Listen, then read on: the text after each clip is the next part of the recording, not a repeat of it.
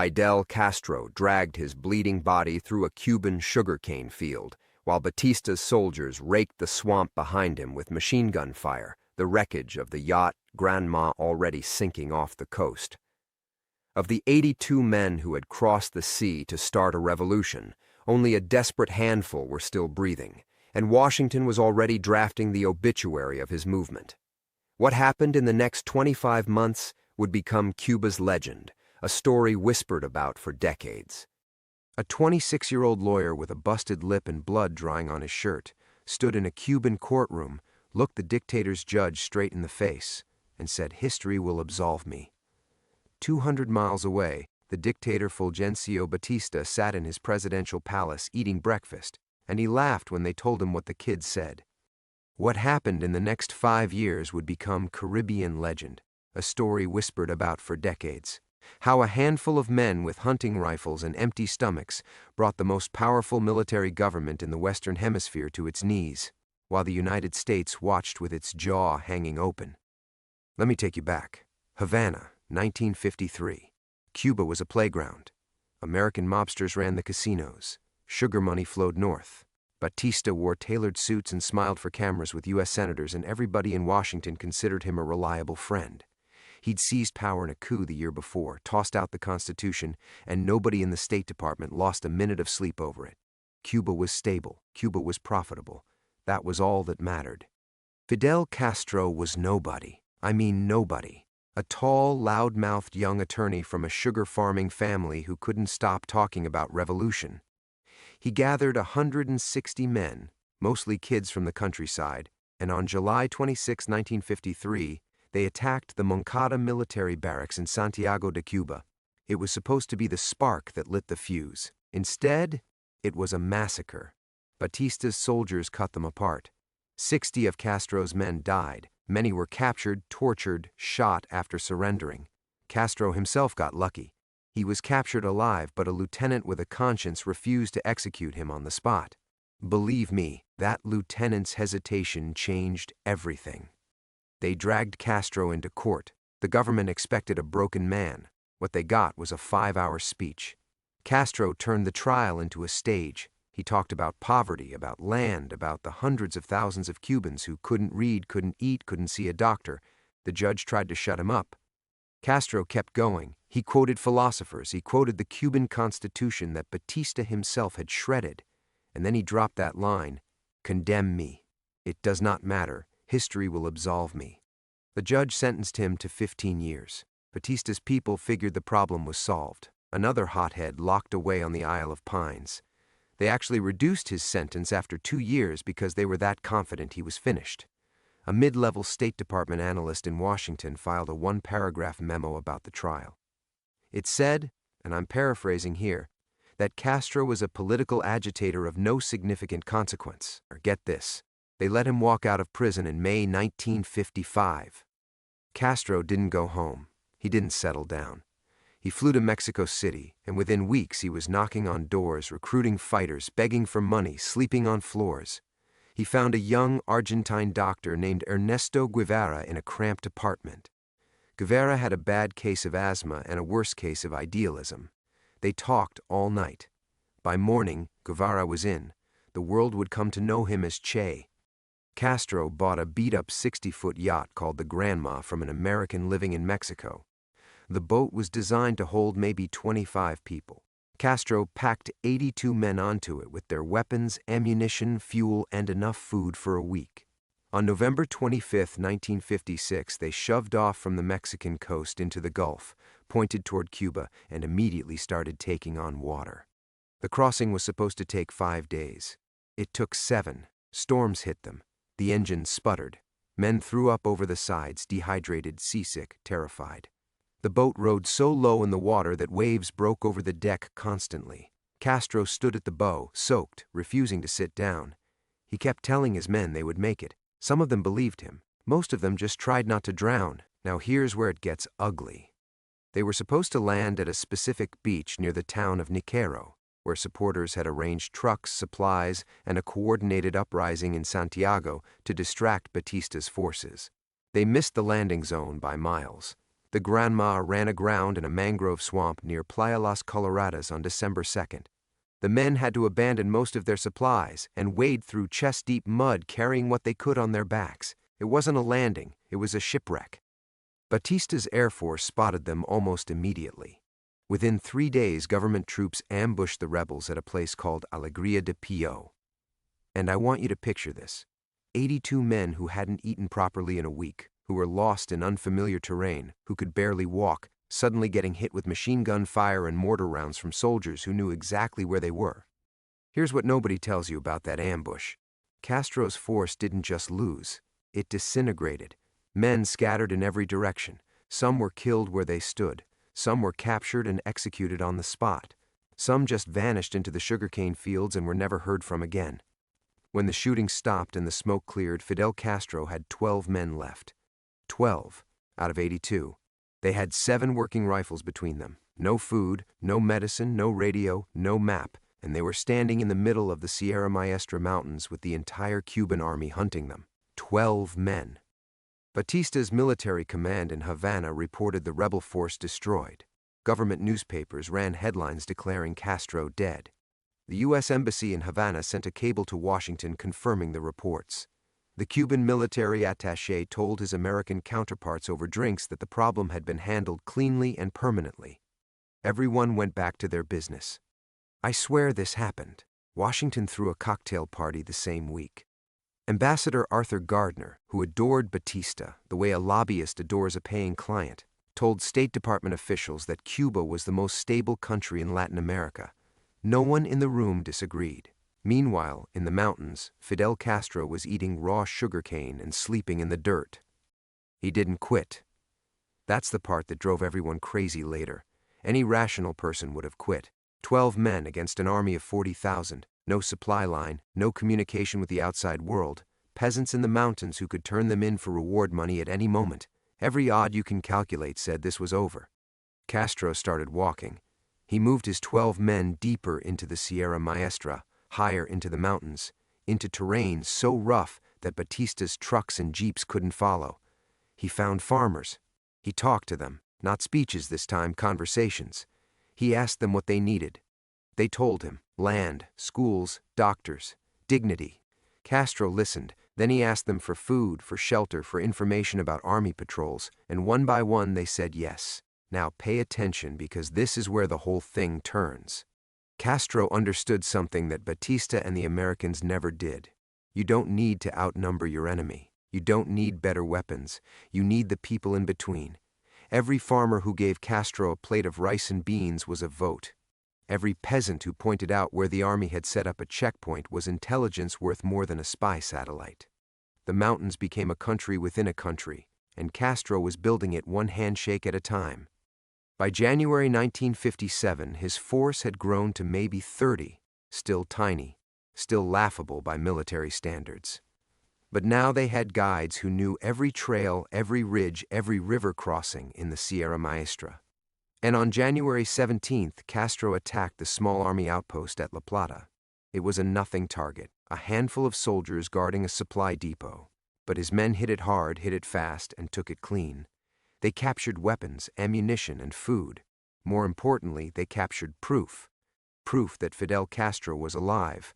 Proof that the government had lied. Word spread through the mountains faster than any radio signal. The dead man was alive. The dead man was fighting. And this is real. Batista's own intelligence service didn't believe the first reports. A colonel in Havana dismissed the attack at La Plata as a fabrication by local sympathizers. He literally wrote in his report that the rebels were probably common bandits using Castro's name for attention. The U.S. Embassy passed along Batista's assessment without question. Then, a New York Times reporter named Herbert Matthews changed the equation permanently. Matthews was a veteran war correspondent, the kind of journalist who'd covered the Spanish Civil War and didn't impress easily. In February 1957, rebel contacts smuggled him into the Sierra Maestra for a face-to-face interview with Castro. They hiked for hours through mountain trails to reach the rebel camp. When Matthews arrived, he found Castro standing in a clearing, tall, bearded, wearing olive fatigues, a rifle slung over one shoulder. Castro shook his hand firmly and started talking. Now trust me on this. Castro was a showman even in the jungle. He had his men march past Matthews' position multiple times, different directions, different formations, making his 30 fighters look like hundreds. At one point, a messenger jogged up to Castro and said, "Comandante, the second column reports ready." There was no second column. Castro nodded seriously, dismissed the messenger, and turned back to Matthews without missing a beat. Matthews bought it. His article ran on the front page of the New York Times on February 24, 1957. The headline told the world that Fidel Castro was alive, fighting in the mountains, and leading a growing revolutionary movement. The article described Castro as a powerful personality with clear political vision and broad support among the Cuban people. Batista's government went berserk. They denied everything. The Cuban defense minister held a press conference and called the article a fabrication. He said Matthews had never been to Cuba. The Times responded by publishing a photograph of Matthews standing next to Castro in the mountains. Batista's spokesman shut his mouth and didn't hold another press conference for a month. You want to know what's wild? That single newspaper article did more damage to Batista than 1,000 bullets. Suddenly the whole world knew. Urban Cubans who believed their government's lies now knew Castro was alive. Young men in Havana and Santiago started finding ways to reach the mountains. Money began flowing in from sympathizers. What had been 12 starving men in the jungle was becoming a movement. And here's the thing about movements. They scare governments a lot more than armies do. By mid-1957, Castro's force had grown to over 200 fighters organized into multiple columns. Che Guevara commanded one. Castro's brother Raúl commanded another. They were hitting army outposts every week, ambushing patrols, cutting communication lines, and then melting back into the mountains before reinforcements arrived. Classic guerrilla warfare, and they were getting better at it every single day. Batista responded the only way he knew how, with brutality. He sent thousands of troops into the Sierra Maestra. They burned farmhouses. They arrested peasants. They tortured suspected sympathizers. And every act of cruelty pushed more Cubans toward Castro. Batista was recruiting for his own enemy and didn't even realize it. Now I want to tell you about a moment that doesn't make it into most history books. In the summer of 1957, a captured government soldier, barely 19 years old, was brought before Castro at the rebel camp. The kid was shaking so badly he couldn't stand straight. He'd been told the rebels executed prisoners. Castro walked up to him, put a hand on the boy's shoulder, and spoke quietly. "You're somebody's son," he said. "Go home. Tell your friends what you saw here. Tell them we're not what they said we are." He gave the kid food and water and sent him walking down the mountain. Several of that boy's unit mates deserted within the month. That one gesture cost nothing and bought Castro something money couldn't: a reputation for mercy in a country ruled by a man known for murder. The United States, meanwhile, was performing one of the great intelligence failures of the 20th century. The CIA station in Havana was staffed with officers who spent more time at embassy parties than in the field. Their primary sources were Batista's own military officials, who told them exactly what they wanted to hear. Everything is under control, the rebels are insignificant, Cuba is stable. Ambassador Earl Smith, who replaced Gardner, visited Santiago de Cuba and witnessed Batista's police beating women protesters in the street. He was horrified, but his cables to Washington were buried under layers of bureaucratic caution. Nobody wanted to hear that the friendly dictator was becoming a problem. For real, though, the State Department had a genuine debate in 1957 about whether to send Batista more weapons.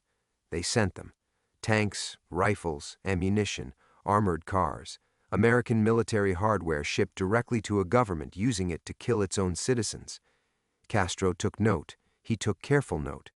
By early 1958, the rebellion had spread beyond the mountains.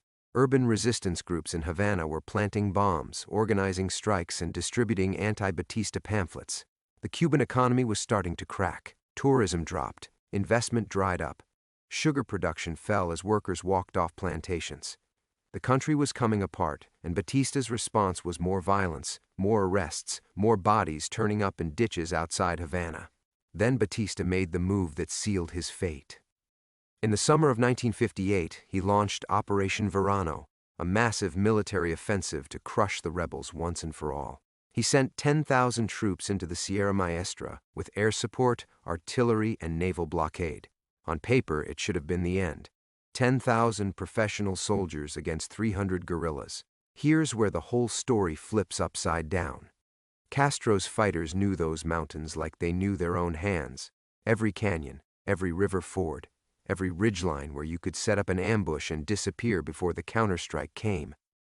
Batista's soldiers were lowland troops, conscripts mostly, fighting in terrain that chewed them up. Supply lines stretched thin and got cut. Units got lost. Morale collapsed in the humidity and the fear of an enemy you could never see. The Battle of La Plata, not the same outpost as before, a bigger engagement, lasted from July 11th to July 21st, 1958. Castro's forces surrounded an entire battalion of government troops, 340 soldiers. They cut them off, harassed them day and night, picked off anyone who moved, and waited. After 11 days, the battalion commander surrendered. Castro captured hundreds of weapons, a mountain of ammunition, and 300 prisoners. He released every single one of them. Again, let that sink in. He could have executed them. He could have held them as bargaining chips. He let them go. And every one of those soldiers went back to their units and told the same story. The rebels treated us better than our own officers did. Batista's offensive crumbled within weeks. The army lost over 1,000 casualties and accomplished nothing. Commanders started refusing orders. Entire units withdrew without authorization. The writing wasn't just on the wall, it was spray-painted in letters 10 feet tall. And now watch how fast this dominoes. August 1958. Castro launched his own offensive. He sent Che Guevara west with a column of fighters toward the center of the island. He sent Camilo Cienfuegos, a charismatic young commander with a wild grin and absolute fearlessness, on a parallel route. The two columns moved through open territory, picking up volunteers in every town they passed through. By now, joining the revolution wasn't just idealism, it was momentum. People could feel which way the wind was blowing. Guevara's column reached the city of Santa Clara in late December. This was the decisive battle, the one where everything broke. Santa Clara sat right in the center of Cuba, and it was the last major government stronghold between the rebels and Havana. Batista sent an armored train loaded with weapons and reinforcements to hold the city. 400 soldiers, heavy weapons, enough ammunition to fight for weeks. That train was supposed to be the fist that crushed Guevara's advance. Now picture this. Guevara, an asthmatic Argentine doctor who'd taught himself guerrilla warfare from books and hard experience, looked at that armored train and figured out exactly how to beat it. His men tore up the railroad tracks in front of the train using a bulldozer they'd commandeered from a construction site. The train derailed. 400 soldiers trapped in steel cars that were now just ovens sitting in the Cuban sun. Guevara's fighters surrounded the train and started picking at it. They threw Molotov cocktails. They shot out the ventilation ports. The soldiers inside couldn't maneuver, couldn't escape, couldn't breathe.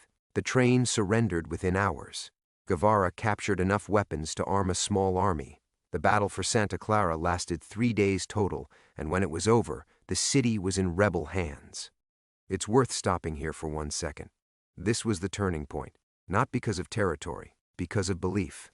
When Santa Clara fell, everyone in Cuba, everyone in Washington, everyone in Havana who still wore a Batista uniform understood that it was finished.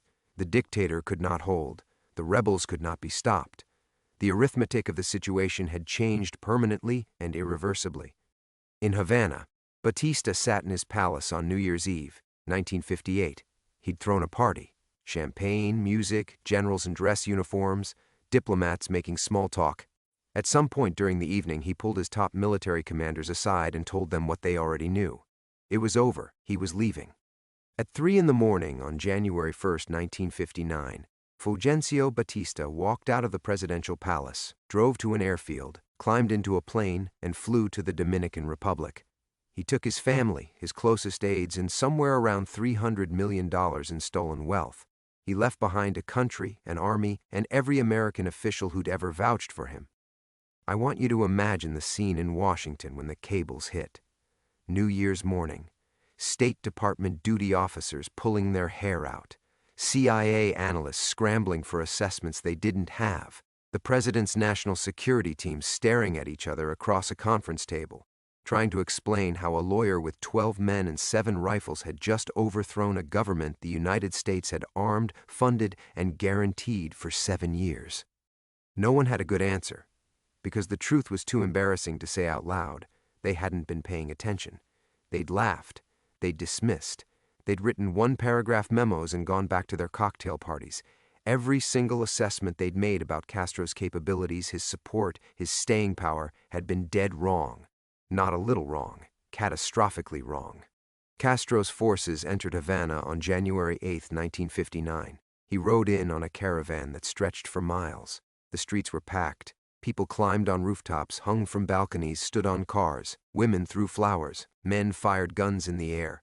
It was pandemonium and joy and fear all mixed together. And Castro stood in the back of a jeep, tall, bearded, thin from years in the mountains, waving with one hand while the other rested on the rifle he'd carried since the Sierra Maestra. He gave a speech that night at Camp Columbia, the largest military base in Havana. It lasted hours, because Fidel Castro never gave a short speech in his life. Partway through, a white dove landed on his shoulder. Some people say it was staged, others say it was pure luck. Either way, the image burned itself into Cuban consciousness forever. The man with the dove, the man who came down from the mountains. Now listen, if you've made it this far in this story, you already know something most people never learn. You know that the distance between impossible and inevitable is shorter than anyone thinks. You know that 12 men in a mountain can become a revolution that reshapes a hemisphere. And if you're the kind of person who finds stories like this as fascinating as I do, hit subscribe right now, because I've got 100 more just like it waiting for you. Let me finish this. The Americans tried to recover. They recognized Castro's government quickly, hoping to maintain influence. They sent diplomats to feel him out, to see if he could be managed, to see if Cuba could go back to the way it was. Casinos, sugar, cooperation, smiles across the table. Castro met with Vice President Richard Nixon in Washington in April 1959. Nixon came out of the meeting and wrote a memo saying Castro was either incredibly naive or a communist agent. He recommended the CIA begin planning to remove him. But that's a different story for a different day. What matters right now is the moment. The moment when a man the world's most powerful nation dismissed as irrelevant walked into the capital of a country he'd just taken from a dictator nobody thought could fall. The U.S. had the CIA, the military attaches, the embassy staff, the analysts, the satellites, the money, all of it. They had every tool in the world to see what was coming. And they missed it. They missed it because they looked at Fidel Castro and saw what they wanted to see. A loudmouth, a dreamer, a nobody with a handful of starving men playing soldier in the jungle. They didn't see a man who understood that power doesn't always come from guns and tanks and money. Sometimes it comes from a plate of rice offered by a farmer's wife. Sometimes it comes from a prisoner you set free. Sometimes it comes from telling people the truth when their own government feeds them nothing but lies. Mark my words, the professionals in Washington learned something that January morning. They learned that the most dangerous person in the world isn't the one with the biggest army, it's the one who refuses to stop. Castro stood at that podium in Havana, looked out at a million faces screaming his name, and said 7 words that put a period on everything. We finally have a free Cuba. No explanation followed. None was needed. The country roared. The sound carried across the water, across the Gulf, all the way to the offices and hallways, where men in suits had laughed at the idea of this man, this moment, this impossible thing that had just happened. Batista died in exile in Spain in 1973, wealthy and forgotten. Ambassador Gardner retired quietly. The CIA analysts who'd written those dismissive memos got reassigned. The cocktail party circuit in Washington moved on to the next crisis, the next country, the next dictator they were sure had everything under control. And Fidel Castro, the dead man who wasn't dead, the nobody who became the most consequential revolutionary of the 20th century, ruled Cuba for 49 years. Nearly half a century, 5 decades during which 10 American presidents, Eisenhower, Kennedy, Johnson, Nixon, Ford, Carter, Reagan, Bush, Clinton, Bush again, tried to remove him. Invasions, assassination attempts, embargoes, sanctions, covert operations, propaganda campaigns, none of it worked. Because you cannot kill what you refuse to take seriously until it was too late. That's not a political statement. That's just history. And history, as a young lawyer once told a judge in a hot courtroom in Santiago de Cuba, has its own sense of justice. The legend isn't that Castro won. Plenty of people win. The legend is that he won from nothing, from a busted lip in a courtroom, from a leaking boat in a storm, from a mangrove swamp with 12 men and 7 rifles, from a mountain where the rain never stopped and the food never came and the whole world said it was already over. The legend is that he kept walking, and Havana fell.